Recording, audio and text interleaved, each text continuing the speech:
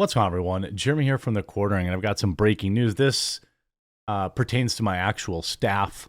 Many of you know that while I do cover more lighthearted things often on The Quartering, I am also co-owner with Sydney Watson of a more day-to-day kind of hard-hitting news site called thepublica.com. We've been around about a year now. We have a very dedicated staff of investigative journalists and writers, reporters. And if you're not checking out thepublica.com every day for news, definitely start doing that. We have an interesting situation now with one of our investigative journalists where the FBI is repeatedly door knocking and calling them nonstop over some work that they've done. And I want to inform the public of what's going on. This isn't going to be a video where I ask for anything other than, your help in sharing this and supporting my staff member, Sarah, because she does excellent work. And I'm not quite sure why the FBI is spending time doing this.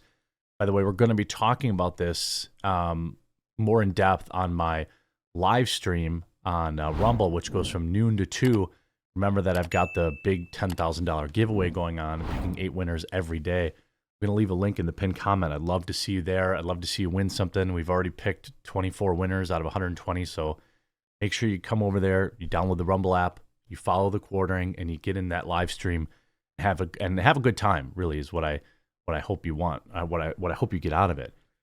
So the FBI repeatedly door knocks home of the Publica's investigative journalist, demands to meet over reporting on alleged terrors on the U.S.-Mexico border. Now, there's many conversations to be had on what's going on our southern border. I have a more kind of liberal point of view. I want people to have a path to citizenship, but I also do not want an open civ. I am for a nation with borders and walls on those borders and systems in place to make sure that only the best people are coming across.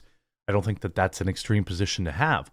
This is written by another dedicated Publica journalist, Jack Hadfield. The FBI has repeatedly door-knocked the home of the Publica's investigative journalist, Sarah Fields. By the way, it's Sarah is censored on Twitter/X. Definitely give her a follow. If you already follow her, just send some support her way. Let her know you're thinking about her. Because I'm sure this is pretty spooky. Demanding that she sit down and talk with them about her coverage of an alleged training camp of terrorists on the U.S.-Mexico border. Now, you would think that the FBI would already know about this kind of thing. They have infinite resources. In fact, our government just approved a $300 million new headquarters for them that is even bigger than the Pentagon. Remember, the FBI, I know I have FBI employees that watch my videos, and, it's a big organization. Not everybody within the FBI is a bad egg. There are a lot of people there genuinely trying to do good. I understand that.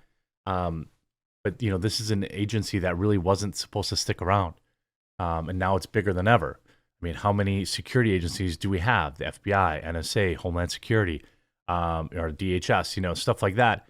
And yet, so many things seem to slip through the cracks, right? A lowly, no disrespect, Sarah, investigative journalist for our website is doing, breaking these stories. And then the FBI is showing up at our house repeatedly.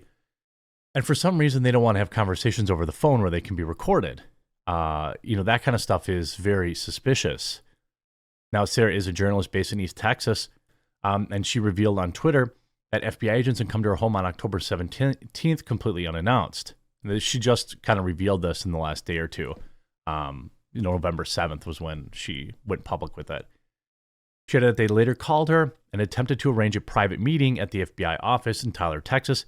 They noted their interest in her coverage of, things going on the Mexico border, things that they should certainly have, their finger on the pulse of. They should know exactly who it is and what's going on.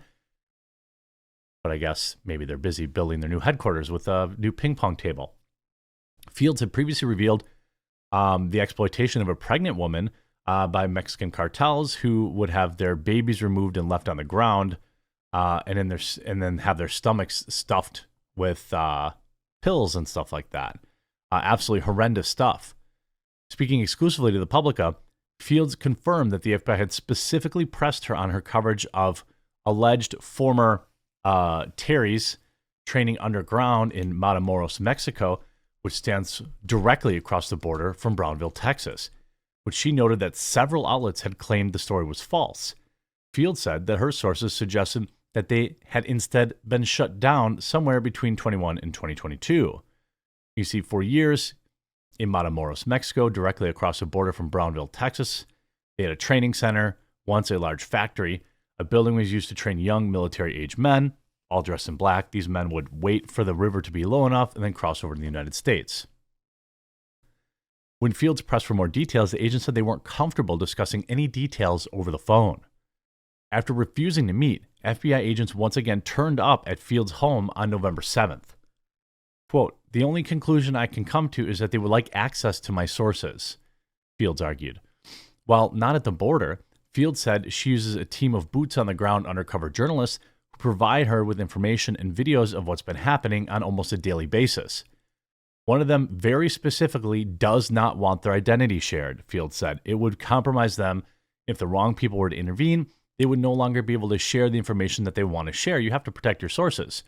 It's not something that is as serious when I'm laughing and dunking on Hollywood reporters or Hollywood weirdos, but with the real work that we do at thepublica.com, it's far more important. Sharing their identity and location would also place them in danger of the cartel discovering who they are. Fields remained steadfast in her belief that her reporting on the alleged camp was not incorrect. Quote, "My source has never been wrong," she continued, "and I don't think that the FBI would be harassing me if it was false, to be honest. I have journalistic integrity, and I will never give up a source. I will go to jail first." And that's a really brave woman, and Sarah is, an excellent asset for us at the Publica. And she's a veteran. She's been, we're doing great work for a very long time. You see here, by the way, if you aren't following her, again, it's Sarah is Censored. She's the president and director of advocacy for Coalition Texas, a Republican state delegate, public speaker, and of course, investigative journalist, reporter for the Publica, and an Army veteran, by the way. She writes, "I've been debating on whether or not to share this or not, but I decided they showed up to my house unannounced again today. I decided to go ahead and let you all know. The FBI showed up at my door unannounced on October 17th. Again, she's just making this public now. We've known about this as a company for some time.